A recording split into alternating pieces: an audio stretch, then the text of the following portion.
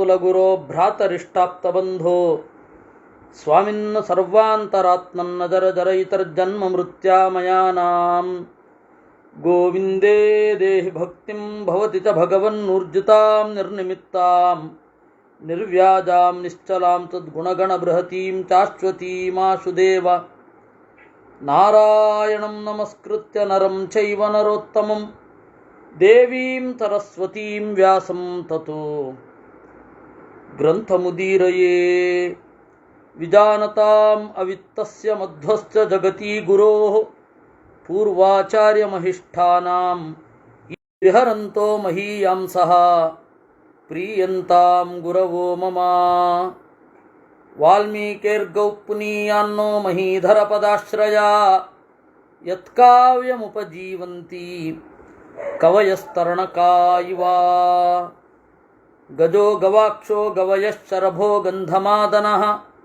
ಮೈಂದಶ್ಚ ವಿವಿಧಶ್ಚೈವ ಹನುಮಾಂಜಾಂಬವಂಸ್ತಥಾ ಅಭ್ಯಷಿಂಚಂತ ಸುಗ್ರೀವಂ ಪ್ರಸನ್ನೇನ ಸುಗಂಧಿನಾ ಸಲಿಲೇನ ಸಹಸ್ರಾಕ್ಷಂ ವಸವೋ ವಾಸವಂ ಯಥಾ. ಗಜ ಗವಾಕ್ಷ ಗವಯ ಶರಭ ಗಂಧಮಾದನ ಮೈಂದ ವಿವಿಧ ಹನುಮಾನ್, ಈ 8 ಜನ ಪುರಪ್ರಮುಖರು. ಅವರು ಬ್ರಾಹ್ಮಣರದ್ದು ಅಭಿಷೇಕ ಆದ ಮೇಲೆ ಎಲ್ಲ ನೆನ್ನೆ ಹೇಳಿದ ಹಾಗೆ ಎಲ್ಲ ರೀತಿಯ ಒಂದು ಭೂಮಿಯ ಸಾರ ಅಂತ ಏನಿದೆ, ಕಾಳು, ಹಣ್ಣು, ಹೂವು, ನೆಲದಲ್ಲಿ ಹುಟ್ಟಿದ ಹೂವು, ಜಲದಲ್ಲಿ ಹುಟ್ಟಿದ ಹೂವು, ಬಳ್ಳಿಯಲ್ಲಿ, ಪೊದರಿನಲ್ಲಿ, ಮರದಲ್ಲಿ, ಗಿಡದಲ್ಲಿ ಎಲ್ಲ ಕಡೆ ಹುಟ್ಟಿದ ಹೂವಿನಿಂದ ಅವನಿಗೆ ಅಭಿಷೇಕ. ಅಂದರೆ ಇದೆಲ್ಲವೂ ನಿನ್ನದು ಅಂತ. ಆಮೇಲೆ ಶಬ್ದದ ಏನೊಂದು ಸುಖ ಸ್ಪರ್ಶ ಇದೆ. ಒಳ್ಳೆ ವಾದ್ಯಗಳ ಮೂಲಕ ನಿನಗಾಗಿ ವಾದ್ಯವನ್ನು ನುಡಿಸ್ತಾ ಇದ್ದೇವೆ ಅಂದರೆ ಜಗತ್ತಿನ ಎಲ್ಲ ಸದ್ದಿನ ಅಧಿಪತಿ ನೀನು. ಆಮೇಲೆ ಮಿದುವಾದ ಆಸನದಲ್ಲಿ ಕುಳಿತಿದ್ದಾನೆ ಇತ್ಯಾದಿಗಳನ್ನೆಲ್ಲ ನೋಡಿದರೆ ಸ್ಪರ್ಶದ ಅಧಿಪತಿ ನೀನು. ಆಮೇಲೆ ನಿನಗಾಗಿ ವಸ್ತುವನ್ನು ಸಿಂಗರಿಸಿದ್ದೇವೆ, ಚಂದದ ಹುಡುಗಿಯರಿದ್ದಾರೆ ಅಂದರೆ ರೂಪದ ಅಧಿಪತಿ ನೀನು. ಷಡ್ರಸೋಪೇತವಾದ ಭೋಜನ ಪ್ರತಿ ದಿವಸ ಅಂದರೆ ರಸದ ಅಧಿಪತಿ, ಒಳ್ಳೆಯ ಪರಿಮಳದ ಅಧಿಪತಿ. ಹೀಗೆ ಶಬ್ದ, ಸ್ಪರ್ಶ, ರೂಪ, ರಸ, ಗಂಧ ಇದೆಲ್ಲವೂ ಕೂಡ ರಾಜನ ಒಡೆತನದಲ್ಲಿ ಇದೆ ಅಂತ ಅಭಿಷೇಕದ ಔಚಿತ್ಯ. ಈ ಭೂಮಿಯಲ್ಲಿ ಇರುವ ಎಲ್ಲ ಸಾರಭೂತವಾದ ವಸ್ತುಗಳಿಗೆ ನೀನು ಅಧಿಪತಿ ಅಂತ ಅದರ ಅರ್ಥ. ನೋಡಿ, ಅದಕ್ಕೆ ಸನ್ಯಾಸಿಗಳಿಗೆ ಪಟ್ಟಾಭಿಷೇಕ ಮಾಡುವಾಗ ಕೇವಲ ನೀರು ಮಾತ್ರ. ಆ ನೀರು ಅಲ್ಲಿ ಶಾಸ್ತ್ರದ ಸಂಕೇತ. ತೀರ್ಥ ಅಂದ್ರೇನು? ಶಾಸ್ತ್ರ ಅಂತ ಅರ್ಥ. ಆನಂದ ತೀರ್ಥ ಅಂದ್ರೇನು? ಆನಂದವನ್ನು ನೀಡುವ ಶಾಸ್ತ್ರ, ಅದು ನಿನ್ನದ್ದು. ಹಾಗೆ ಪುರುಷೋತ್ತಮ ತೀರ್ಥ, ಬ್ರಹ್ಮಣ್ಯ ತೀರ್ಥ, ಬ್ರಹ್ಮಣ್ಯ ಅಂತ ದೇವರ ಹೆಸರು. ದೇವರಿಂದ ನೀನು ಪವಿತ್ರನಾಗುತ್ತೀಯ ಅಂತ ಗುರುಗಳು ಅನುಗ್ರಹಪೂರ್ವಕವಾಗಿ ಕೊಡುವ ಹೆಸರು ಬ್ರಹ್ಮಣ್ಯ ತೀರ್ಥ. ವ್ಯಾಸತೀರ್ಥ, ವೇದವ್ಯಾಸರಿಂದ ನೀನು ಪವಿತ್ರನಾಗುತ್ತೀಯೇ. ಹಾಗೆ ಅದಕ್ಕೆ ವೇದಾಂತ ಸಾಮ್ರಾಜ್ಯದಲ್ಲಿ ಪಟ್ಟಾಭಿಷೇಕ ಮಾಡುವಾಗ ಕೇವಲ ನೀರು ಮಾತ್ರ, ಹೂವಿಲ್ಲ.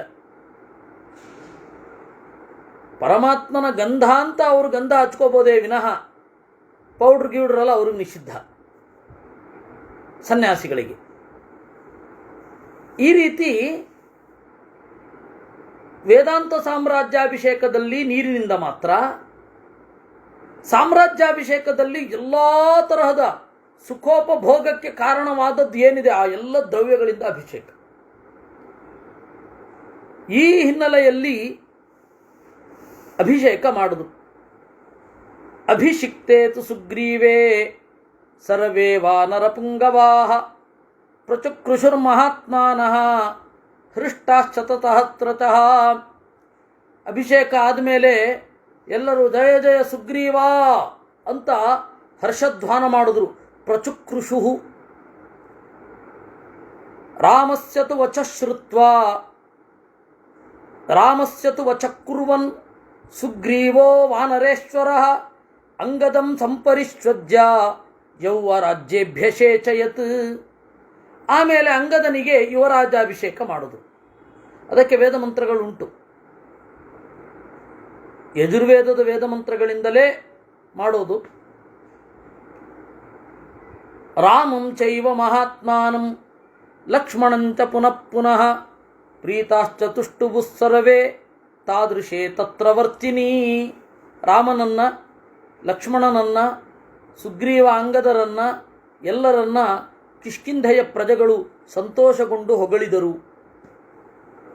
ಏಕೆಂದರೆ ಹಿಂದಿನ ದೊರೆ ವಾಲಿಯ ಮಗ, ಅವನನ್ನು ಧಿಕ್ಕರಿಸು ಅಂತ ಹೇಳಲಿಲ್ಲ ರಾಮ. ಸಾಮಾನ್ಯ ಏನಾಗತ್ತೆ, ಒಬ್ಬ ಅಧಿಪತಿಯಾದ ಅಂತಂದರೆ ಹಿಂದಿನ ಅಧಿಪತಿಯ ಕಡೆಯವರು ನಿಧಾನವಾಗಿ ಮರೆಗೆ ಸರಿತಾರೆ. ಅದು ಯಾವುದೂ ಆಗಲಿಲ್ಲ, ಯಾಕೆಂದರೆ ರಾಮ ಅದಕ್ಕೆ ಕಾರಣ. ಹೃಷ್ಟಪುಷ್ಟ ಜನಾಕೀರ್ಣ ಪತಾಕಾಧ್ವಜ ಶೋಭಿತ ಬಭೂವ ನಗರೀ ರಮ್ಯ ಕಿಷ್ಕಿಂಧಾ ಗಿರಿಗಹ್ವರೇ. ಹೃಷ್ಟಪುಷ್ಟ ಜನಾಕೀರ್ಣ, ಸಂತುಷ್ಟರೂ ಪುಷ್ಟರೂ ಆದ ಜನರಿಂದ ತುಂಬಿರುವ, ಪತಾಕೆಗಳು ಹಾಗೂ ಧ್ವಜದಿಂದ ಕಂಗೊಳಿಸುವ ಆ ನಗರ ಕಿಷ್ಕಿಂಧ ಮತ್ತೆ ಮೊದಲಿನಂತೆ ಕ್ರಿಯಾಶೀಲವಾಯಿತು. ನಿವೇದ್ಯ ರಾಮಾಯ ತದಾ ಮಹಾತ್ಮನೆ ಮಹಾಭಿಷೇಕಂ ಕಪಿವಾಹಿನೀಪತಿ ರುಮಾಂಚ ಭಾರ್ಯಾಂ ಉಪಲಭ್ಯ ವೀರ್ಯವಾನ್ ಅವಾಪರಾಜ್ಯಂ ತ್ರಿದಶಾಧಿಪೋ ಯಥಾ. ಸುಗ್ರೀವ ರಾಮನೆಡೆಗೆ ಬಂದು ತನ್ನ ರಾಜ್ಯ ಪದವಿಯನ್ನು ಒಪ್ಪಿಸಿದ. ಏನು ಒಪ್ಪಿಸೋದು ಅಂದರೆ, ಏನು ಮಾಡಬೇಕು ಹೇಳು, ಮಾಡ್ತೇನೆ ಅಂತ.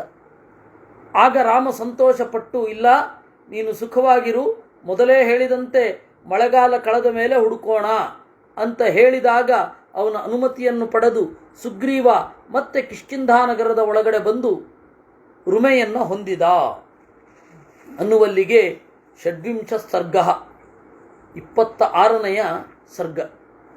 ಅಭಿಷಿಕ್ತೇತು ಸುಗ್ರೀವೇ ಪ್ರವಿಷ್ಟೇ ವಾನರೇ ಗುಹಾಂ ಆಜಗಾಮತಃ ಭ್ರಾತ್ರ ರಾಮ ಪ್ರಸ್ರವಣಂ ಗಿರಿಂ. ಹೀಗೆ ಸುಗ್ರೀವನಿಗೆ ಅಭಿಷೇಕ ಆದಮೇಲೆ ರಾಮ ಇದ್ದ ಜಾಗ ಪ್ರಸ್ರವಣ ಅಂತ ಒಂದು ಬೆಟ್ಟ. ಶಾರ್ದೂಲ ಮೃಗ ಸಂಘೃಷ್ಟಂ ಸಿಂಹೈರ್ಭೀಮರವೈರ್ವೃತಂ ನಾನಾ ಗುಲ್ಮಲತಾಗೂಢಂ ಬಹುಪಾದಪ ಸಂಕುಲಂ. ಶಾರ್ದೂಲ ಮೃಗ ಸಂಘೃಷ್ಟಂ, ಹುಲಿ ಜಿಂಕೆ ಮೊದಲಾದವುಗಳಿಂದ ಕೂಡಿರುವ, ಸಿಂಹದ ಗರ್ಜನೆ ಕೇಳು ಬರುತ್ತಿರುವ, ನಾನಾ ಗುಲ್ಮ ಲತಾಗೂಢಂ ತರತರದ ಪೊದರು ಮತ್ತು ಬಳ್ಳಿಗಳಿಂದ ಕಂಗೊಳಿಸುವ, ಬಹುಪಾದಪ ಸಂಕುಲಂ ಬಹಳ ಮರಗಳಿರುವ, ವೃಕ್ಷವಾನರ ಗೋಪುಚ್ಛೈ ಮಾರ್ಜಾರೈಶ್ಚ ನಿಷೇವಿತಂ ಮೇಘರಾಶಿ ನಿಭಂ ಶೈಲಂ ನಿತ್ಯಂ ಶುಚಿಕರಂ ಶಿವಂ. ಕರಡಿ, ಕಪಿ, ಕಾಡುಬೆಕ್ಕು ಮೊದಲಾದವುಗಳಿಂದ ಕೂಡಿರುವ, ಮೇಘರಾಶಿ ನಿಭಂ ಶೈಲಂ ಮೋಡದ ರಾಶಿಯೋ ಎಂಬಂತೆ ಕಂಗೊಳಿಸುವ ಬೆಟ್ಟದ ಗುಹೆಯೊಳಗಡೆ ಇದ್ದ ಅಂತೆ. ತಸ್ಯ ಶೈಲಸ್ಯ ಶಿಖರೇ ಮಹತೀಂ ಆಯತಾಂ ಗುಹಾಂ ಪ್ರತ್ಯಗೃಹ್ಣತ ವಾಸಾರ್ಥಂ ರಾಮ ಸೌಮಿತ್ರಿಣಾತಃ. ಯಾವ ಕೊಳೆಯೂ ಇರದ ನೀರಿನ ಹತ್ತಿರದಲ್ಲಿರುವ, ಆದರೆ ನೀರು ಒಳಗಡೆ ಬರದ ಗುಹೆಯಲ್ಲಿ ರಾಮ ವಾಸ ಮಾಡಿದ. ಕೃತ್ವಾ ಚ ಸಮಯಂ ರಾಮಃ ಸುಗ್ರೀವೇಣ ಮಹಾನಘಃ ಕಾಲಯುಕ್ತಂ ಮಹದ್ವಾಕ್ಯಂ ಉವಾಚ ರಘುನಂದನಃ. ಶ್ರೀರಾಮ ಏನು ಮಾಡಿದ, ಆ ಒಪ್ಪಂದವನ್ನು ಮಾಡಿಕೊಂಡು ಗುಹೆಯ ಒಳಗಡೆ ನೆಲೆ ನಿಂತ. ವಿನೀತಂ ಭ್ರಾತರಂ ಭ್ರಾತ ಲಕ್ಷ್ಮಣಂ ಲಕ್ಷ್ಮಿವರ್ಧನಂ ಇಯಂ ಗಿರಿಗುಹಾರಮ್ಯ ವಿಶಾಲಾಯುಕ್ತ ಮಾರುತ. ನೋಡು ಲಕ್ಷ್ಮಣ, ಆ ಒಂದು ಗುಹೆ ಚೆನ್ನಾಗಿದೆ, ನೀರು ಬರೋದಿಲ್ಲ, ನೀರಿಗೆ ಹತ್ತಿರವಿದೆ, ವಿಶಾಲವಾಗಿದೆ, ಯುಕ್ತ ಮಾರುತ, ಗಾಳಿ ಓಡಾಡುತ್ತೆ, ಇಲ್ಲಾಂದರೆ ಉಸಿರುಗಟ್ಟು ಹೊಟ್ಟೋಗ್ಬಿಡ್ಬೇಕಾಗತ್ತೆ, ಗಾಳಿ ಓಡಾಡುತ್ತೆ. ಈ ಗುಹೆಯ ಒಳಗಡೆ ನಾವು ಇರೋಣ. ಅಸ್ಯಾಂ ವತ್ಸ್ಯಾಮ ಸೌಮಿತ್ರೇ ವರ್ಷರಾತ್ರಮರಿಂದಮ ಗಿರಿಶೃಂಗಮಿದಂ ರಮ್ಯಂ ಉತ್ತಮಂ ಪಾರ್ಥಿವಾತ್ಮಜ. ಈ ಬೆಟ್ಟ ಸೊಗಸಾದ ಜಾಗದಲ್ಲಿದೆ, ಮಳೆಗಾಲದ ಸೊಬಗನ್ನು ಈ ಗುಹೆಯ ಮೂಲಕ ನೋಡ್ತಾ ಇರೋಣ ಅಂದ ರಾಮ. ಹೆಂಡತಿ ಹೋಗಿದ್ದಾಳೆ, ಆದರೆ ಪ್ರಕೃತಿಯ ಸೌಂದರ್ಯವನ್ನು ಆಸ್ವಾದನೆ ಮಾಡ್ತಾ ಇದ್ದಾನೆ. ಶ್ವೇತಾಭಿಕೃಷ್ಣತಾಮ್ರಾಭಿ ಶಿಲಾಭಿರುಪಶೋಭಿತಂ ನಾನಾ ಧಾತು ಸಮಾಕಿರಣಂ ನದಿ ದರ್ದುರ ಸಂಯುತಂ. ಹೇಗಿದೆ ಆ ಸುತ್ತಲಿನ ಪರಿಸರ? ಶ್ವೇತಾಭಿಕೃಷ್ಣ ತಾಮ್ರಾಭಿ. ವಾಲ್ಮೀಕಿ ರಾಮಾಯಣದಲ್ಲಿ ಆಗಲಿ ಮಹಾಭಾರತದಲ್ಲಿ ಆಗಲಿ ಪ್ರಕೃತಿಯ ವರ್ಣನೆ ಬಂದರೆ ಅದನ್ನು ಹಾರಿಸಿ ಮುಂದೆ ಹೋಗಬಾರದು ಅಂತ ಹೇಳುವವ ನಾನು. ಕಾರಣ ಏನು ಅಂದರೆ ಅದರಿಂದ ನಮಗೆ ಬಹಳ ಇಕಾಲಜಿಯ ಬಗ್ಗೆ ಮಾಹಿತಿ ಸಿಗತ್ತೆ, ಸಂತೋಷ ಆಗತ್ತೆ. ಸೌಂದರ್ಯ ಅಂದರೆ ಏನು ಅನ್ನೋದು ಗೊತ್ತಾಗತ್ತೆ. ಏನು ಸೌಂದರ್ಯ ಅಂದರೆ? ಉನ್ನತಿ ಅಂದರೆ ತೋಯಿಸುವುದು ಅಂತ ಅರ್ಥ. ಸುಂದಂ ರಾತಿ, ಮನಸ್ಸಿನ ಒಳಗಡೆ ಒದ್ದೆಯಾದ ಭಾವವನ್ನು ತರುತ್ತೆ, ಅದು ಸುಂದರ. ಸೌಂದರ್ಯ ಅಂದರೆ ಅದರ ಭಾವ. ಹೀಗಾಗಿ ಸೌಂದರ್ಯ ಅಂದರೆ ಇಷ್ಟುದ್ದ ಮೂಗಿರೋದು, ಇಷ್ಟಗಲ ಕಣ್ಣಿರೋದು ಅಂತ ಅರ್ಥ ಅಲ್ಲ. ಯಾವುದನ್ನು ನೋಡಿದರೆ ನಮ್ಮ ಭಾವ ಆರ್ದ್ರವಾಗುತ್ತೋ, ಮನಸ್ಸಿನಲ್ಲಿ ಆರ್ದ್ರ ಭಾವನೆಯನ್ನು ಯಾವುದು ತರುತ್ತೋ ಅದು ಸುಂದರ ಅಥವಾ ಸೌಂದರ್ಯ. ನಮಗೆ ಸೌಂದರ್ಯದ ಪರಿಚಯ ಆಗೋದು ಎಲ್ಲಿಂದ? ಕಾವ್ಯದಿಂದಲೇ. ಒಂದೋ ದೃಶ್ಯ ಕಾವ್ಯದಿಂದ ಆಗಬೇಕು, ಒಂದೋ ಲೇಖ ಕಾವ್ಯದಿಂದ, ಲೇಖ ಕಾವ್ಯ ಅಂದರೆ ಚಿತ್ರ, ಒಂದೋ ಶ್ರಾವ್ಯ ಕಾವ್ಯದಿಂದ ಆಗಬೇಕು.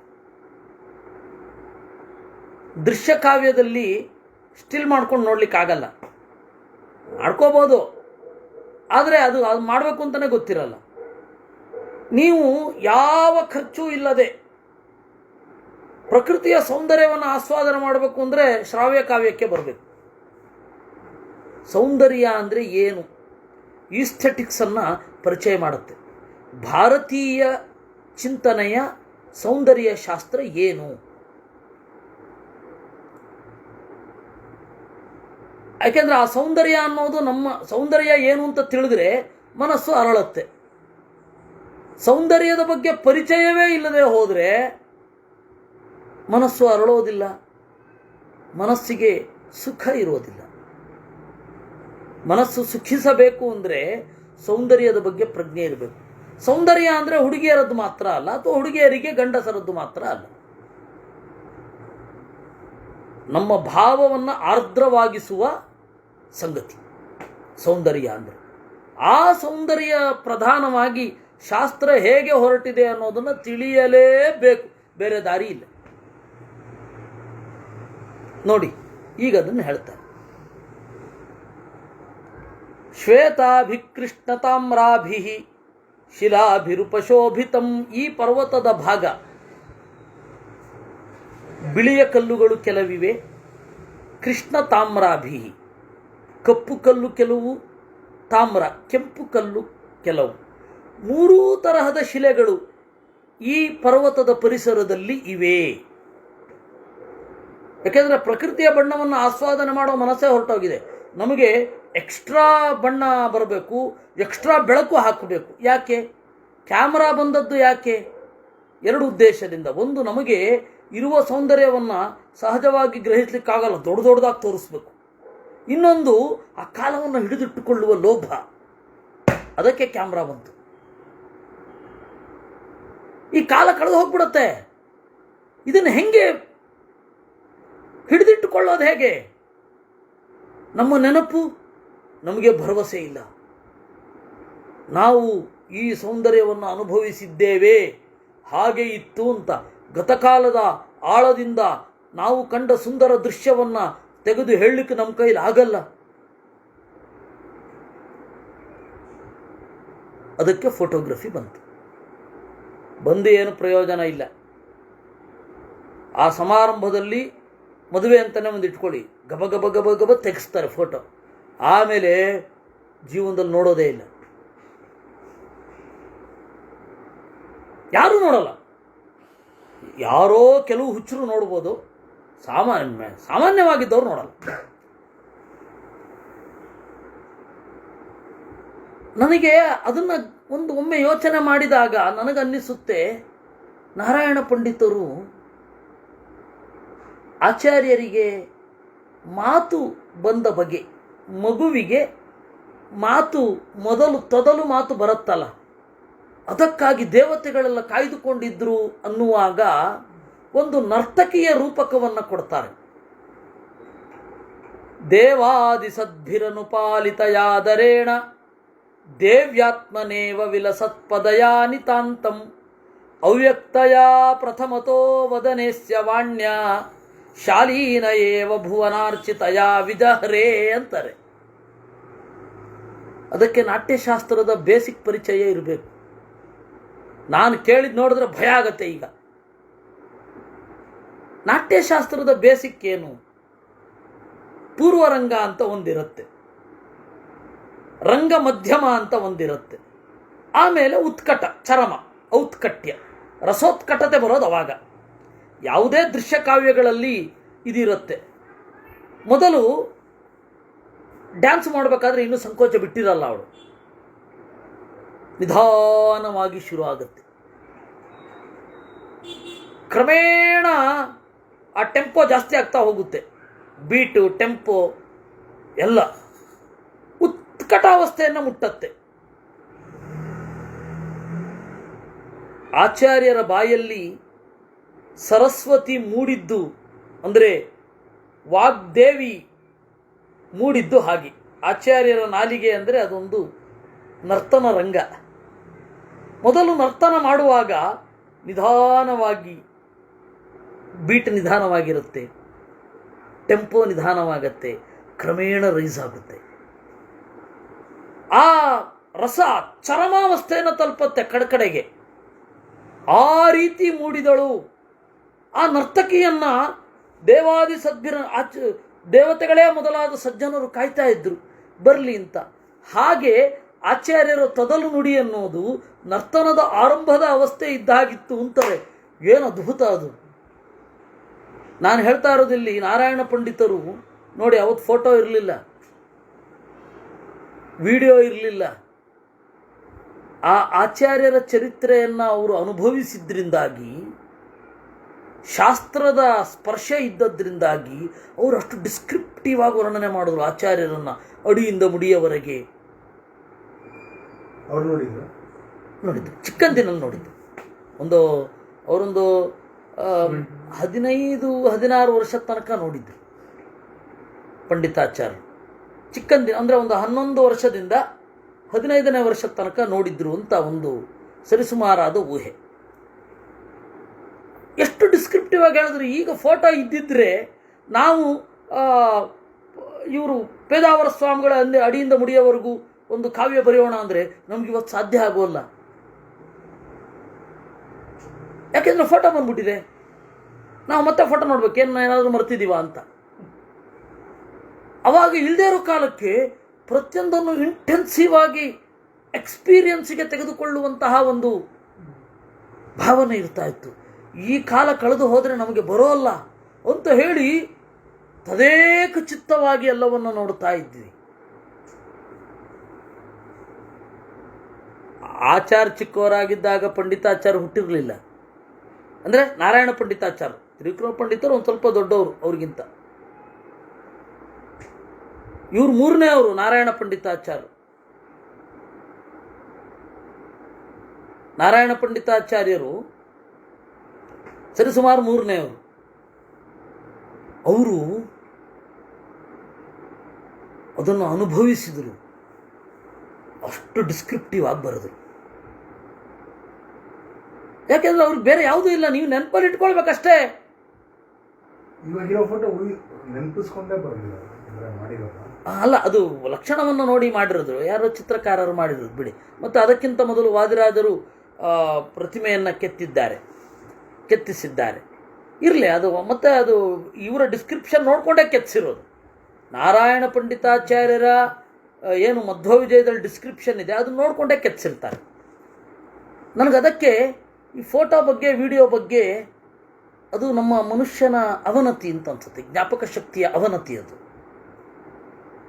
ಯಾಕೆಂದರೆ ಆ ಬಣ್ಣವನ್ನು ಅದನ್ನು ನಮಗೆ ಬರಿಗಣ್ಣಿನಿಂದ ನೋಡ್ಲಿಕ್ಕೆ ಆಗ್ತಾ ಇಲ್ವಲ್ಲ. ನಾವಿವತ್ತು ಸೂರ್ಯೋದಯ ಸೂರ್ಯಾಸ್ತಮಾನವನ್ನು ನೋಡಿದಾಗ ಪಂಡಿತಾಚಾರ್ಯರು ನೆನಪಾಗ್ತಾರೆ. ಓ, ಅವರು ಬಿದ್ದ ಬಣ್ಣದ ಕಾಂಬಿನೇಷನ್ನೇ ಇವತ್ತು ನಾವು ಕಣ್ಣಿನಲ್ಲಿ ಕಾಣ್ತಾ ಇದ್ದೇವೆ ಅಂತ. ಫೋಟೋ ತೆಗೆದ್ರೆ, ವಿಡಿಯೋ ತೆಗೆದ್ರು ಅದೇ ಕಂಡು ಬರುತ್ತೆ. ಪಂಡಿತಾಚಾರ್ಯರೋ, ಆಮೇಲೆ ನಮ್ಮ ಕಾಳಿದಾಸನೋ, ಭಾರವಿಯೋ, ಇವ್ರು ಯಾವುದೋ ವರ್ಣನೆ ಮಾಡ್ತಾ ಇರೋದು ಕಾಣಿಸ್ತಾ ಇರುತ್ತೆ ಅಂತ. ಅದರಿಂದಾಗಿ ಫೋಟೋಗ್ರಫಿ ಮತ್ತು ವಿಡಿಯೋಗ್ರಫಿ ಅದು ಮನುಷ್ಯನದ ಪ್ರಜ್ಞೆಯ ಅವನತಿ ಅಂತ ಅನಿಸುತ್ತೆ ನನಗೆ. ನೋಡಿ, ವಾಲ್ಮೀಕಿಗಳು ಎಷ್ಟು ಡಿಸ್ಕ್ರಿಪ್ಟಿವ್ ಆಗಿ ವರ್ಣನೆ ಮಾಡ್ತಾರೆ. ಆ ಪರ್ವತದ ಹತ್ತಿರ ಇರುವ 3 ಕಲ್ಲು, ಕೆಂಪು, ಬಿಳಿ, ಕಪ್ಪು. ಶ್ವೇತಾಭಿಕೃಷ್ಣ ತಾಮ್ರಾಭಿ ಶಿಲಾಭಿರುಪಶೋಭಿತಂ ನಾನಾ ಧಾತು ಸಮಾಕೀರ್ಣಂ. ಥರಥರದ ಕೆಮಿಕಲ್ ಅಲ್ಲಿತ್ತು. ನದಿ ದರ್ದುರ ಸಂಯುತಂ, ಕಪ್ಪೆಗಳೆಲ್ಲ ಒಟ್ಟುಗೂಡ್ತಾ ಇದ್ದುವು. ವಿವಿಧೈರ್ವೃಕ್ಷ ಷಂಡೈಶ್ಚ ಚಾರು ಚಿತ್ರಲತಾಯುತಂ.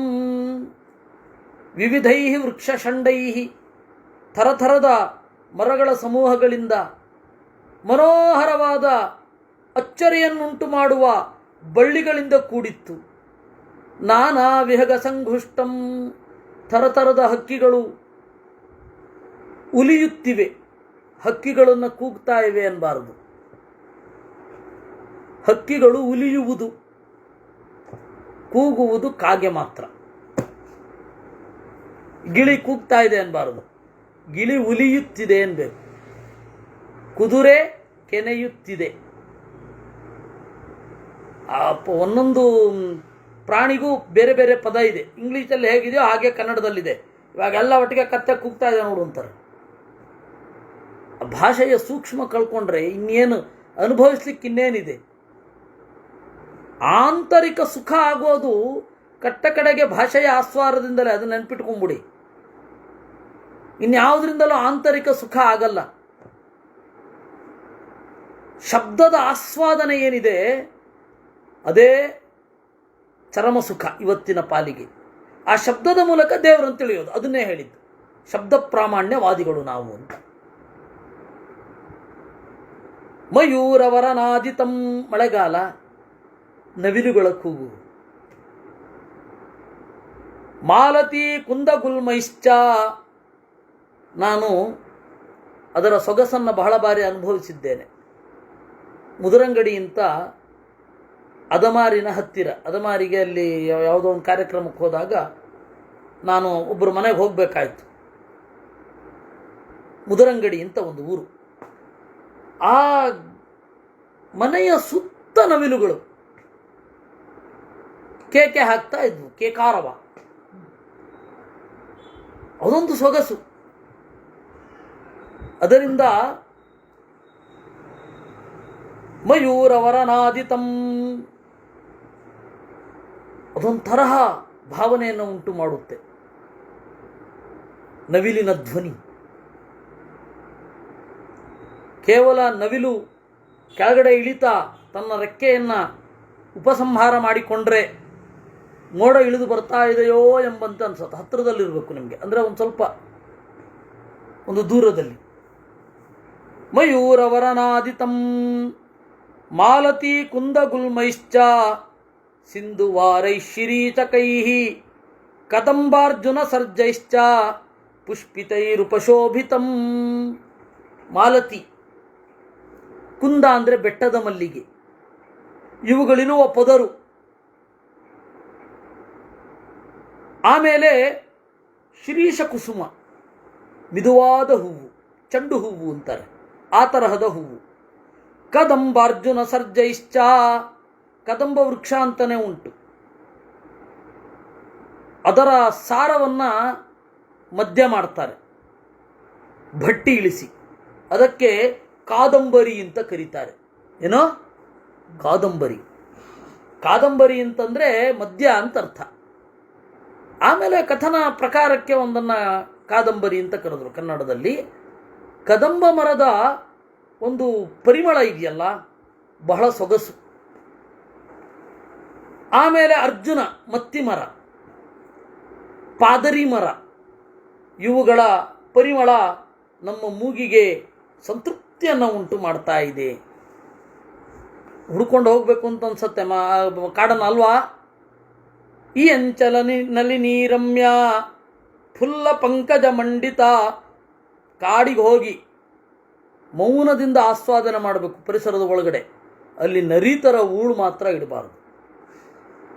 ಈಗ ಒಂದು ಜಲಾಶಯಕ್ಕೆ ಹೋಗ್ತಾರೆ ಅಂದರೆ, ಒಂದು ವಾಟರ್ಫಾಲ್ ಅಂತ ಹೋಗ್ತವೆ, ನನಗೆ ಅವುಗಳಿದ್ದಲ್ಲಿ ಹೋಗೋದು ಬೇಡ ಅಂತ ಅನ್ನಿಸ್ಬಿಡುತ್ತೆ. ಹೂ ಅಂತ ಉಳಿಡ್ತಾರಪ್ಪ ನರಿತರ. ಯಾಕೆ ಕೂಗಬೇಕೋ ದೇವರಿಗೆ ಗೊತ್ತು. ಈ ಅಂಚನಲಿನಿ ರಮ್ಯ ಫುಲ್ಲ ಪಂಕಜ ಮಂಡಿತ, ಅರಳಿರುವ ತಾವರೆಯಿಂದ ಕಂಗೊಳಿಸುವ ನಳಿನಿ. ನಾತಿ ದೂರೇ ಗುಹಾಯಾನೋ ಭವಿಷ್ಯತಿ ನೃಪಾತ್ಮಜ. ಇದನ್ನೆಲ್ಲ ನಾವು ಅನುಭವಿಸಬಹುದು. ಲಕ್ಷ್ಮಣ ಅಂತಾನೆ ರಾಮ. ಪ್ರಾಗುದಕ್ ಪ್ರವಣೇ ದೇಶೇ ಗುಹಾ ಸಾಧು ಭವಿಷ್ಯತಿ. ಪೂರ್ವ ಹಾಗೂ ಉತ್ತರ, ಅದರ ನಡುವಣ ಭಾಗ ಅಂದರೆ ಈಶಾನ್ಯ.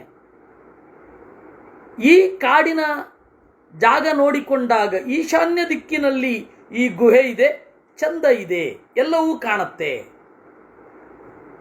ಯಾಕೆಂದರೆ ಅವರು ದಕ್ಷಿಣಾಯನ ಇರುತ್ತವಾಗ. ದಕ್ಷಿಣಾಯನದಲ್ಲಿ ಇದ್ದಾಗ ಸೂರ್ಯನ ಸಂಚಾರ ದಕ್ಷಿಣಕ್ಕೆ ವಾಲಿ ಇರುತ್ತೆ, ಅಂದರೆ ಅದರ ವಿರುದ್ಧವಾದ ದಿಕ್ಕು. ಬೆಳಕು ಮೂಡಿರುತ್ತೆ, ಆ ಬೆಳಕು ನಸು ಬೆಳಕಾಗಿರುತ್ತೆ.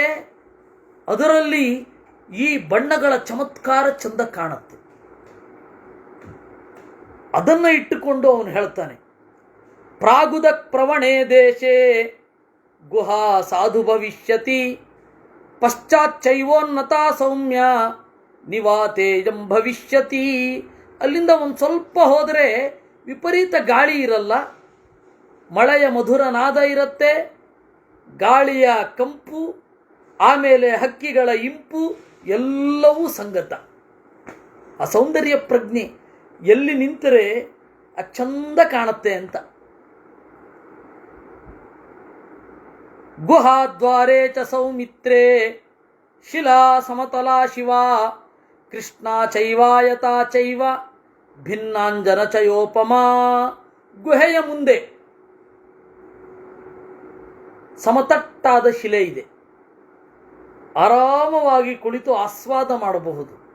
ಆ ತರಹ ಇದೆ. ನೀವು ಅಬ್ಬೂರಿನಿಂದ ಸ್ವಲ್ಪ ದೂರ ಹೋದರೆ ಒಳಗಡೆ ಪುರುಷೋತ್ತಮ ತೀರ್ಥರ ಗುಹೆ ಬರುತ್ತೆ. ಆ ಪುರುಷೋತ್ತಮ ತೀರ್ಥರ ಗುಹೆಯನ್ನು ನೆನಪಿಸುವ ಹಾಗಿದೆ. ಅಲ್ಲೂ ಅಷ್ಟೇ, ನೀವು ಗುಹೆ ಒಳಗಡೆ ಅದು ಸ್ವಲ್ಪ ಮುಚ್ಚಿದೆ, ಅಲ್ಲಿ ಇರಬಹುದು. ಕೆಳಗಡೆ ನೀರು ಇತ್ತು, ಈಗ ಪ್ರಾಯ ಇಲ್ಲ. ಕೆಳಗಡೆ ಒಂದು ನೀರಿನ ಹಳ್ಳ ಇತ್ತು, ಅಲ್ಲಿ ಸ್ನಾನ ಮಾಡಿಕೊಂಡು ಹೀಗೆ ಮೇಲ್ಗಡೆ ಹೋದರೆ ಗುಹೆ ಇತ್ತು. ಆ ಒಂದು ಭಾಗ ಮುಚ್ಚಿತ್ತು. ಅಲ್ಲಿ ಸುಖವಾಗಿ ಕುಳಿತು ಜಪಾದಿಗಳನ್ನು ಮಾಡಬಹುದಿತ್ತು. ಯಾರೂ ಹೋಗ್ತಾ ಇರಲಿಲ್ಲ ಅಲ್ಲಿಗೆ. ಅವರು ಪುರುಷೋತ್ತಮ ತೀರ್ಥರು, ಬ್ರಹ್ಮಣ್ಯ ತೀರ್ಥರ ಗುರುಗಳು ಗುಹಾಪ್ರವೇಶ ಮಾಡಿದ್ರು ಅಂತ.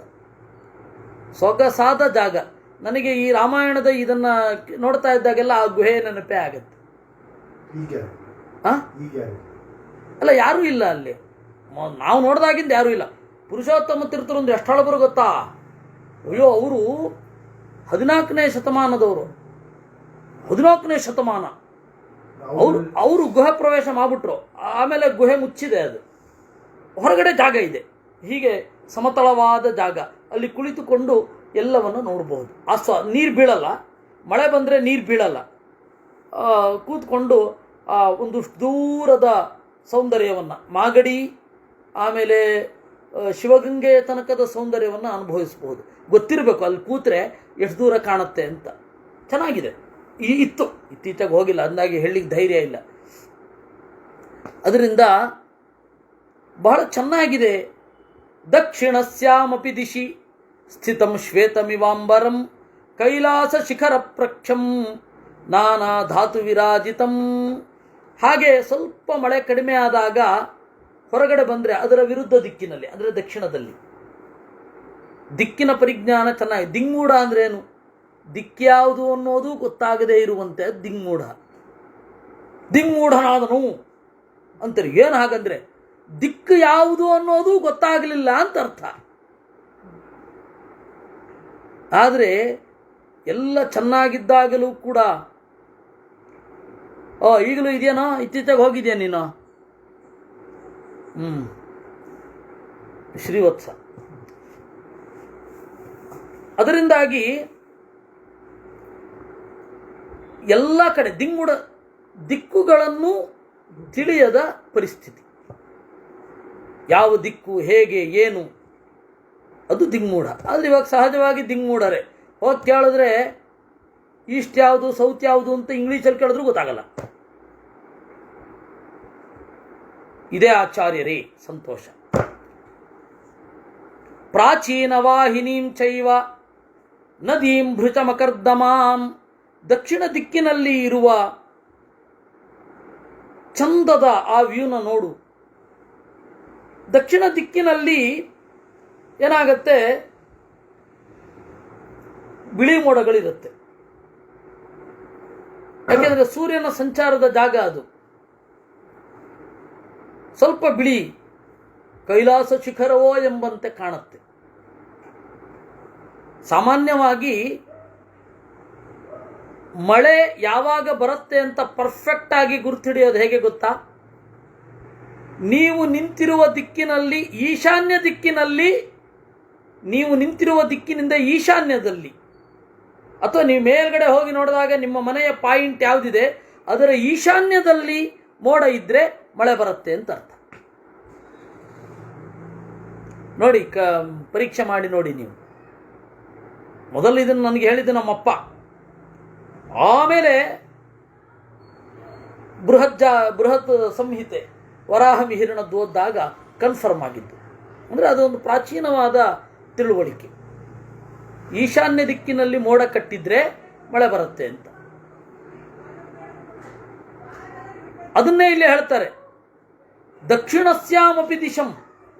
ದಕ್ಷಿಣ ದಿಕ್ಕಿನಲ್ಲಿ ನೋಡಿದಾಗ ಬಿಳಿ ಮೋಡಗಳು ಕಾಣುತ್ತೆ, ಕೈಲಾಸ ಶಿಖರವೋ ಎಂಬಂತಹ ಚಿತ್ರಣವನ್ನು ಮೂಡಿಸುತ್ತೆ. ಆಮೇಲೆ ಇಲ್ಲಿಯ ನದಿ ಹೇಗಿದೆ ಅಂದರೆ ಹಂಪೆಯಲ್ಲಿರುವ ಹಾಗಿದೆ. ಪ್ರಾಚೀನವಾಹಿ ಹಂಪೆಯಲ್ಲಿರುವ ಹಾಗೆ ಇದೆ. ಆಮೇಲೆ ಇದನ್ನೇ ಹಂಪೆ ಅಂತ ಹೇಳ್ತಾ ಇದ್ದಾನೆ ಅನ್ಬೇಡಿ, ಹಂಪೆಯಲ್ಲಿ ಇರುವ ಹಾಗೆ ಇದೆ. ಪ್ರಾಚೀನವಾಹಿನೀಂ ಚೈವ ನದೀಂ ಭೃಚಮಕರ್ದಮಾಂ. ಪ್ರಾಚೀನವಾಹಿನೀಂ ಪೂರ್ವ ದಿಕ್ಕಿಗೆ ಹರಿಯುತ್ತದೆ. ಅಕರ್ದಮಾಂ ಪೂರ್ವ ದಿಕ್ಕಿಗೆ ಹರಿಯುವ ನದಿಯಲ್ಲಿ ಕೆಸರಿಲ್ಲ. ಮಳೆ ಬಂದಾಗ ಕೆಸರು ಜಾಸ್ತಿ ಆಗ್ಬೇಕಲ್ವಾ? ಆಗ್ತಾ ಇಲ್ಲ. ಯಾಕೆ ಅಂದರೆ ಪೂರ್ವ ದಿಕ್ಕಿಗೆ ಹರಿತಾ ಇದೆ ಅದು. ಅಂದರೆ ಪಶ್ಚಿಮದಿಂದ ಪೂರ್ವ ದಿಕ್ಕಿಗೆ, ಪಶ್ಚಿಮದಿಂದ ಪೂರ್ವ ದಿಕ್ಕಿಗೆ, ದಕ್ಷಿಣದ ಕಡೆ ಅದಿದೆ. ಅಂದರೆ ನಮ್ಮ ದಕ್ಷಿಣಕ್ಕೆ, ನಮ್ಮ ಬಲಭಾಗಕ್ಕೆ ಅದಿದೆ. ಹೀಗಾಗಿ ನೈಋತ್ಯದಲ್ಲಿ ಬೀಳುವ ಮಳೆ ಹೆಸರು ಕೆಸರಿನ ಬಗ್ಗಡವನ್ನು ಏಳಿಸುತ್ತೆ. ನೈಋತ್ಯ ಅಲ್ಲ, ಈಶಾನ್ಯ ದಿಕ್ಕಿನಲ್ಲಿ ಬೀಳುವ ಮಳೆ ಹೆಸರು ಕೆಸರು ಬಗ್ಗಡವನ್ನು ಏಳಿಸುತ್ತೆ. ಇದು ಪ್ರಸನ್ನವಾಗಿದೆ ಅಂತಾನೆ. ಅದರಿಂದಾಗಿ ಮಳೆಗಾಲದಲ್ಲಿಯೂ ನದಿಯಲ್ಲಿ ಹೆಚ್ಚು ಕೆಸರಿರಬಾರದು ಅಂದರೆ ಅದು ಪೂರ್ವ ದಿಕ್ಕಿಗೆ ಹರಿಬೇಕು. ಪ್ರಾಚೀನ ವಾಹಿನಿ, ಪ್ರಾಚೀನ ಅಂದರೆ ಪೂರ್ವ ಅಂತ. ಗುಹಾಯ ಪರತಃ ಪಶ್ಯ ತ್ರಿಕೂಟೆ ಜಾಹ್ನವೀಮಿವ. ಗುಹೆಯ ಸ್ವಲ್ಪ ಆಚೆ ಬಂದು ನೋಡಿದರೆ ಗಂಗೆಯ ತರಹ ಕಾಣಿಸ್ತಾ ಇದೆ. ಗಂಗೆ ಅಲ್ಲ, ಏಕೆಂದರೆ ಗಂಗೆಯಿಂದ ಒಂದು ಸ್ವಲ್ಪ ಈಚೆ ಬಂದಿದ್ದಾರೆ, ಗೋದಾವರಿಯ ಕಡೆಗೆ ಬಂದ್ಬಿಟ್ಟಿದ್ದಾರೆ. ಗೋದಾವರಿನೇ.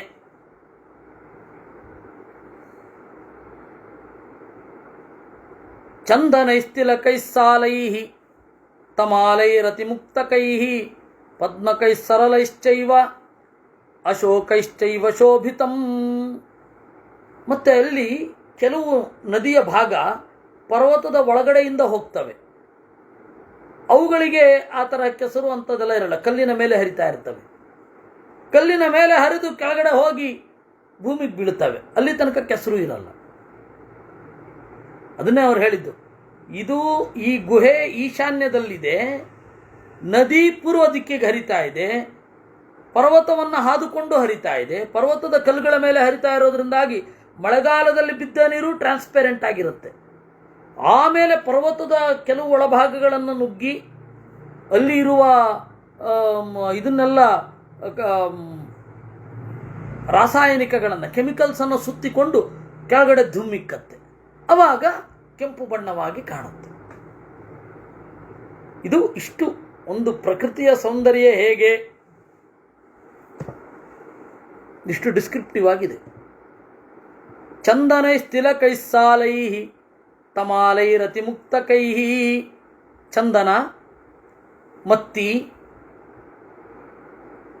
ಆಮೇಲೆ ಬೆಂಗಾಳೆ ಮರ, ಹೊಂಗೆ ಮರ. ತಮಾಲ ಅಂದರೆ ಹೊಂಗೆ ಮರ. ಪದ್ಮ, ಆಮೇಲೆ ದೇವದಾರು ವೃಕ್ಷ, ಅಶೋಕ ವೃಕ್ಷ, ವಾನೀರೈ ತಿಮಿರೈಶ್ಚೈವ ಬಕುಲೈ ಕೇತಕೈರಪಿ. ಕೇದಗೆ,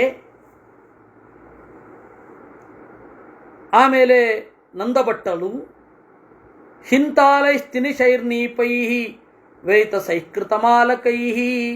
ಬಿದಿರ ಮರಗಳು ಮೊದಲಾದವುಗಳೆಲ್ಲ ಇದೆ. ತೀರಜೈ ಶೋಭಿತಾ ಭಾತಿ ನಾನಾ ರೂಪೈರಿತೈಸ್ತತಃ ಇತಸ್ತತಃ. ಥರಥರದ ಮರಗಳು, ಅದರಿಂದ ಥರಥರದ ಬಣ್ಣಗಳು. ಓವರಾಲ್ ನೋಡಿದಾಗ ಬೇರೆ ಬೇರೆ ಬೇರೆ ಬೇರೆ ಬಣ್ಣದಲ್ಲಿರೋದು ಕಾಣುತ್ತೆ. ಯಾಕೆಂದರೆ ಪ್ರತಿಯೊಂದು ಹಸಿರು ಬೇರೆ ಬೇರೆ ಹಸಿರು. ಒಂದು ಹಸಿರು ಇದ್ದಾಗ ಇನ್ನೊಂದು ಹಸಿರು ಇರಲ್ಲ, ಒಂದು ಕಾಂಡ ಇದ್ದಾಗ ಇನ್ನೊಂದು ಕಾಂಡ ಇರಲ್ಲ. ವಸನಾಭರಣೋಪೇತ ಪರಮದೇವಾಭ್ಯಲಂಕೃತ. ಬಟ್ಟೆಯಿಂದ ಕಂಗೊಳಿಸಿದ ಹೆಣ್ಣಿನ ಹಾಗೆ ಈ ನದಿ ಇದೆ. ಶತಶಃ ಪಕ್ಷ ಸಂಘೈಶ್ಚ ನಾನಾನಾದ ವಿನಾದಿತ ಏಕೈಕಮನುರಕ್ತೈಶ್ಚ ಚಕ್ರವಾಕೈರಲಂಕೃತ. 100 ತರಹದ ಹಕ್ಕಿಗಳು ಈ ಮಳೆಗಾಲದಲ್ಲಿ ಬಂದು ಅಲ್ಲಿ ನಿಂತಿವೆ. ಕೆಲವೊಂದು ಮಳೆಗಾಲಕ್ಕಾಗಿಯೇ ಬರ್ತವೆ. ಪುಲಿನೈರತಿರಮ್ಯೈಶ್ಚ ಹಂಸ ಸಾರಸ ಸೇವಿತ. ಮತ್ತೆ ನೀರ ಹಕ್ಕಿಗಳು. ಪ್ರಹಸಂತ್ಯೇವ ಭಾತ್ಯೇಚ ನಾನಾರತ್ನ ಸಮನ್ವಿತ. ಸಾಮಾನ್ಯವಾಗಿ ನೀರಿನ ಹಕ್ಕಿಗಳು ಬೆಳ್ಳಗಿರ್ತವೆ. ಕೊಕ್ಕರೆ, ಬೆಳ್ಳಕ್ಕಿ, ಆಮೇಲೆ ಹಂಸ ಮೊದಲಾದವುಗಳೆಲ್ಲ. ಅದು ನಗುತ್ತಾ ಇದೆಯೋ ಎಂಬಂತೆ ಕಾಣಿಸ್ತಾ ಇದೆ. ನದಿಯ ನಗು. ಹಕ್ಕಿಗಳು ಬಿಳಿ. ಯಾಕೆಂದರೆ ನಗು ಬಿಳಿ ಅಂತ ಹೇಳಿ ನಾವು ನೋಡಿದ್ವಿ. ಯಾವುದು?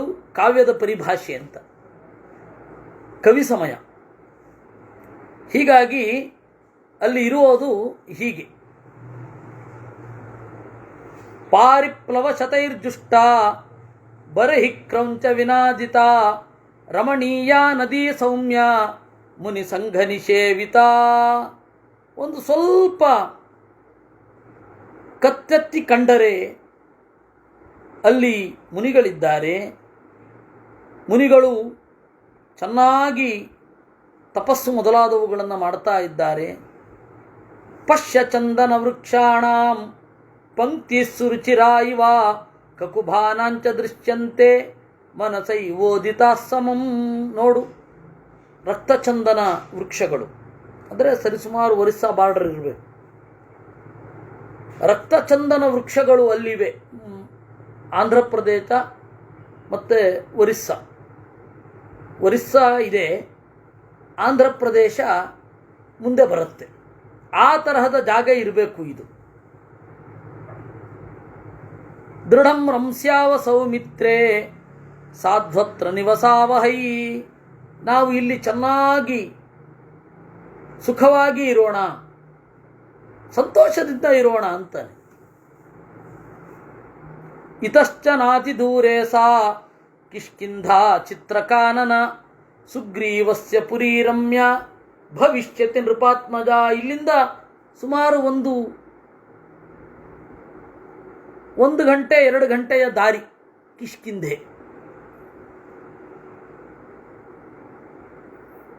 ಅಷ್ಟು ಮತ್ತೆ ವಾಪಸ್ ಹಿಂದೆ ಬಂದಿದ್ದಾರೆ ಅವರು.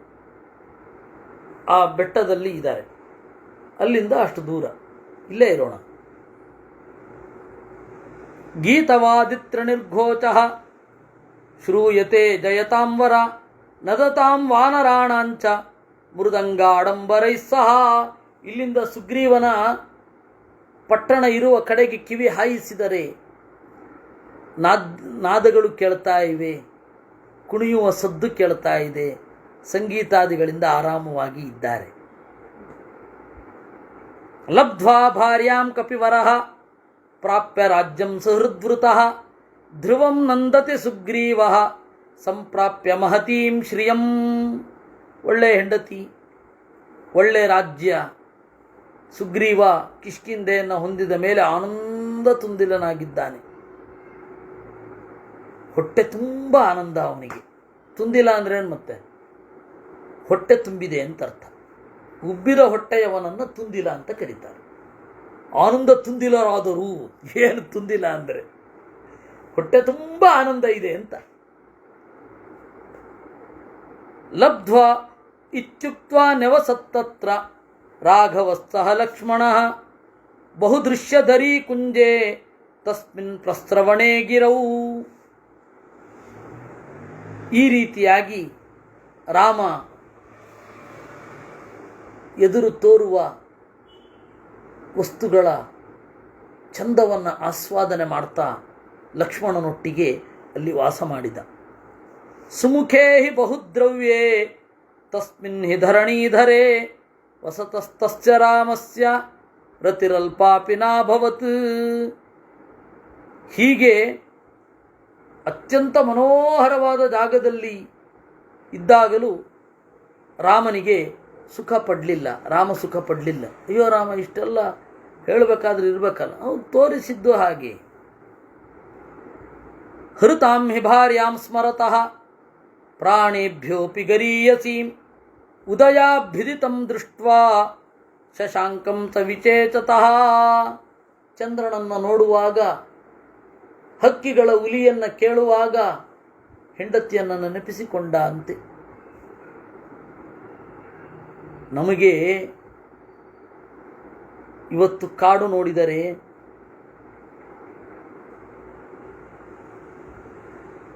ಅದೊಂದು ವಿಪ್ರಲಂಭ ಶೃಂಗಾರದ ಸಂಗತಿ ಅಂತ ಕೂಡ ಗೊತ್ತಿಲ್ಲ. ಪ್ರಕೃತಿಯನ್ನು ನೋಡಿದಾಗ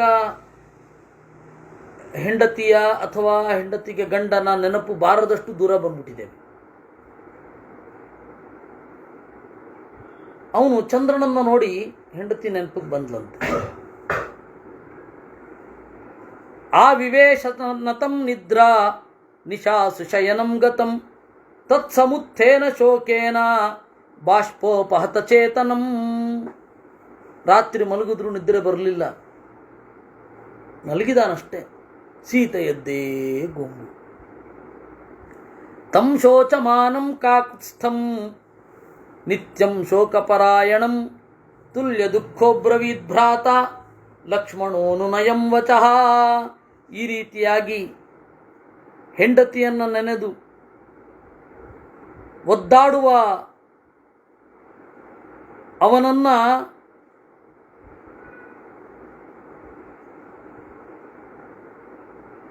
ಲಕ್ಷ್ಮಣ ನೋಡಿದ, ನುಡಿದ.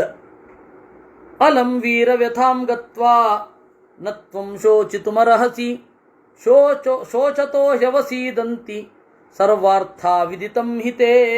ಅಯ್ಯ, ಅಣ್ಣ ನೀನು ವೀರ, ದುಃಖ ಪಡಬಾರದಲ್ವಾ? ದುಃಖ ಪಡ್ತಾ ಇದ್ದರೆ ಯಾವುದಾದ್ರೂ ಕೆಲಸ ಆಗತ್ತಾ? ಆಗೋಲ್ಲ ಅಲ್ವಾ? ದುಃಖ ಪಡಬಾರದು. ಭವಾನ್ ಕ್ರಿಯಾಪರೋ ಲೋಕೆ ಭವಾನ್ ದೇವಪರಾಯಣಃ ಆಸ್ತಿಕೋ ಧರ್ಮಶೀಲಶ್ಚ ವ್ಯವಸಾಯೀ ಚ ರಾಘವ. ಲೋಕದಲ್ಲಿ ನೀನು ಹೇಗೂ ಕ್ರಿಯೆಗಳನ್ನು ಮಾಡ್ತಾ ಇದ್ದಿ, ಸೋಮಾರಿ ಏನಲ್ಲ. ಭವಾನ್ ದೇವಪರಾಯಣ, ದೇವರನ್ನು ಮೊರೆ ಹೊಕ್ಕಿದ್ದಿ. ಆಸ್ತಿಕ, ಧರ್ಮಶೀಲ, ಧರ್ಮದ ನಡೆಯೇ ನಿನ್ನ ಸ್ವಭಾವ. ವ್ಯವಸಾಯಿ, ಪ್ರಯತ್ನ ಪಡ್ತಾ ಇದ್ದಿ. ನಹ್ಯವ್ಯವಸಿತ ಶತ್ರುಂ ರಾಕ್ಷಸಂ ತಂ ವಿಚೇಚತಃ ಸಮರ್ಥಸ್ತ್ವಂ ರಣೇ ಹಂತುಂ ವಿಕ್ರಮೇ ಜಿಹ್ಮಕಾರಿಣಂ. ಆದರೆ ನೀನು ಈ ಪ್ರಯತ್ನ ಪಡಬೇಕು ಅಂತ ಏನಿಲ್ಲ. ಪ್ರಯತ್ನ ಪಡದೆಯೂ ರಾವಣನನ್ನು ಕೊಲ್ಲಬಲ್ಲೆ ಅಲ್ವಾ? ಸಮುನ್ಮೂಲ ಯಶೋಕಂ ತ್ವಂ ವ್ಯವಸಾಯಂ ಸ್ಥಿರೀಕುರು ತತಃ ಸಪರಿವಾರಂ ತ್ವಂ ರಾಕ್ಷಸಂ ಹಂತುಮರ್ಹಸಿ. ಅದರಿಂದ ಶೋಕವನ್ನು ತೊಡೆ. ನೀನು ಮುಂದೆ ಏನು ಮಾಡಬೇಕು ಅನ್ನೋದರಲ್ಲಿ ತೊಡಗು. ಸಪರಿವಾರನಾದ ರಾಕ್ಷಸನನ್ನು ನೀನು ಕೊಲ್ಲಬೇಕು. ಪೃಥಿವೀಮಪಿ ಕಾಕುತ್ಸ್ಥ ಸಸಾಗರ ವನಾಚಲಾಂ ಪರಿವರ್ತಯಿತುಂ ಶಕ್ತಃ ಕಿಂ ಪುನಸ್ತಂ ಹಿ ರಾವಣಂ. ಇಡೀ ಸೃಷ್ಟಿಯನ್ನು ನೀನು ಬದಲಾಯಿಸಬಲ್ಲೆ, ಇನ್ನು ರಾವಣನನ್ನು ಕೊಲ್ಲಲಾರೆಯ? ಶರತ್ಕಾಲಂ ಪ್ರತೀಕ್ಷಸ್ವ ಪ್ರಾವೃಟ್ಕಾಲೋ ಯಮಾಗತಃ ತತಸ್ಥರಾಷ್ಟ್ರಂ ಸಗಣಂ ರಾವಣಂ ತಂ ವಧಿಷ್ಯಸಿ. ಚಳಿಗಾಲವನ್ನು ಕಾಯಿ. ಈಗ ಮಳೆಗಾಲ, ಆಮೇಲೆ ಚಳಿಗಾಲ ಶುರು ಆದ ಮೇಲೆ ರಾವಣನನ್ನು ಕೊಲ್ಲುವೆಯಂತೆ. ಮಳೆಗಾಲ ಮುಗಿಲಿ. ಅಹಂತು ಖಲು ತೇ ವೀರ್ಯಂ ಪ್ರಸುಪ್ತಂ ಪ್ರತಿಬೋಧಯೇ ದೀಪ್ತೈರಾಹುತಿಭಿಃ ಕಾಲೇ ಭಸ್ಮಚ್ಛನ್ನಮಿವಾನಲಂ. ನಾನು ಕಾಣದ ನಿನ್ನ ವೀರ್ಯವನ್ನು ಉತ್ತೇಜಿಸುತ್ತೇನೆ. ಬೂದಿಯನ್ನು ಉರುಬಿ ತಳ್ಳಿ ಕೆಂಡವನ್ನು ಬೀಸಿ ಬೆಂಕಿ ಮಾಡುವ ಹಾಗೆ. ಲಕ್ಷ್ಮಣಸ್ಯ ಹಿತದ್ವಾಕ್ಯಂ ಪ್ರತಿಪೂಜ್ಯ ಹಿತಂ ಶುಭಂ ರಾಘವಸ್ಯ ಹೃದಂ ಸ್ನಿಗ್ಧಂ ಇದಂ ವಚನಮಬ್ರವೀತ್. ಆಗ ರಾಮ ನಕ್ಕು ಹೇಳಿದ ಲಕ್ಷ್ಮಣನಿಗೆ, ವಾಚ್ಯಂ ಯದನುರಕ್ತೇನ ಸ್ನಿಗ್ಧೇನ ಚ ಹಿತೇನ ಚ ಸತ್ಯವಿಕ್ರಮಯುಕ್ತೇನ ತದುಕ್ತಂ ಲಕ್ಷ್ಮಣತ್ವಯ.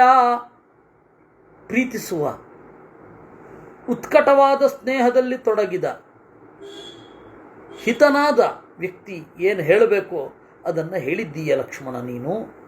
ಏಷ ಶೋಕ ಪರಿತ್ಯಕ್ತಃ ಸರ್ವಕಾರ್ಯಾವಸಾದಕಃ ವಿಕ್ರಮೇಶ್ವಪ್ರತಿಹತಂ ತೇಜ ಪ್ರೋತ್ಸಾಹಯಾಮ್ಯಹಂ. ನಿನ್ನ ಮಾತಿನಿಂದ ನೋಡಿದೆ ಕೂಡಲೇ ಶೋಕ ಬಿಟ್ಬಿಟ್ಟೆ.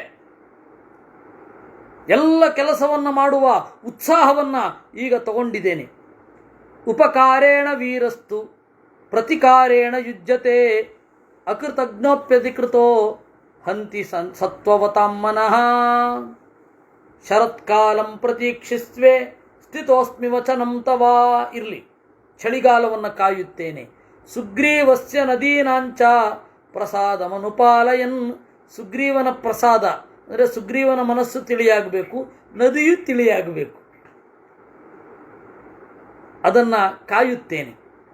ಯಾಕೆಂದರೆ ಉಪಕಾರ ಮಾಡಿದಾಗ ಅವನು ಪ್ರತ್ಯುಪಕಾರ ಮಾಡಬೇಕು.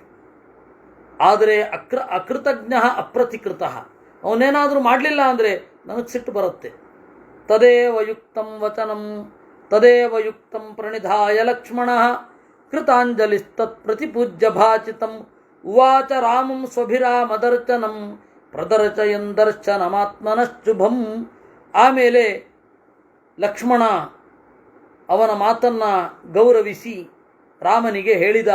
ಲಕ್ಷ್ಮಣ, ಯಥೋಕ್ತಮೇ ತತ್ತವ ಸರ್ವಮೀಪ್ಸಿತಂ ನರೇಂದ್ರ ಕರ್ತಾನ ಚಿರಾತ್ತುವಾ ನರಃ ಶರತ್ ಪ್ರತೀಕ್ಷ ಕ್ಷಮತಾಮಿಮಾಂ ಭವಾನ್ ಜಲಪ್ರಪಾತಂ ರಿಪುನುಗ್ರಹೇ ಧೃತಃ. ಅಣ್ಣ, ಖಂಡಿತವಾಗಿ ಚಳಿಗಾಲ ಬಂದೊಡನೆ ಲಕ್ಷ್ಮಣ ಆ ಕೆಲಸವನ್ನು ಮಾಡಿಯೇ ಮಾಡ್ತಾನೆ. ಚಳಿಗಾಲವನ್ನು ಕಾಯಿ, ಅಲ್ಲಿಯ ತನಕ ಜಲಪ್ರಪಾತಂ ನೋಡು, ಈ ನದಿ ಬೀಳುವುದನ್ನು, ದೊಡ್ಡ ಪ್ರಪಾತವನ್ನು ನೋಡು, ಜಲಾಶಯವನ್ನು, ಫಾಲ್ಸನ್ನು, ವಾಟರ್ ಫಾಲ್ಸನ್ನು ನೋಡ್ತಾ ಇರು. ಯಾಕೆ ಅಂದರೆ ಈ ರೀತಿ ಧುಮ್ಮಿಕ್ಕಿ ಹರಿಯಬೇಕು ನಿನ್ನ ಬಲ ಯುದ್ಧದಲ್ಲಿ, ಅದಕ್ಕಾಗಿ ನೋಡ್ತಾ ಇರು. ನಿಯಮ್ಯ ಕೋಪಂ ಪರಿಪಾಲ್ಯತಾಂ ಚರತ್ ಕ್ಷಮಸ್ವ ಮಾಸಾಂಶ್ಚತುರೋ ಮಯಾತಃ ವಸಾಚಲೇಸ್ಮಿನ್ ಮೃಗರಾಜಸೇವಿತೆ ಸಂವರ್ತಯನ್ ಶತ್ರುವಧೇ ಸಮರ್ಥಃ.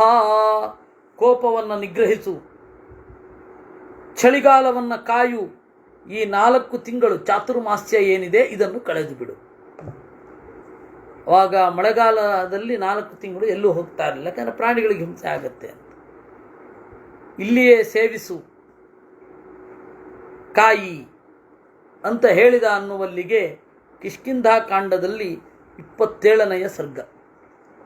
ಹೀಗೆ ಇದನ್ನು ನಾವು ನೋಡಿದ್ದೇವೆ. ಇವತ್ತಿನ ಚಿಂತನೆ ಇಲ್ಲಿಗೆ ಮುಗಿಯುತ್ತೆ.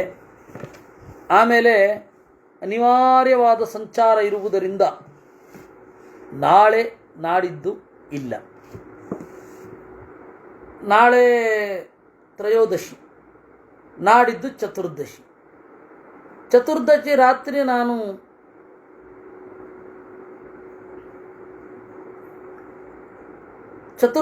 ರಾತ್ರಿ ನಾನು ಬರ್ತೇನೆ. ಬಂದಾಗ ಅಮಾವಾಸ್ಯೆ ಆಗಿರುತ್ತೆ.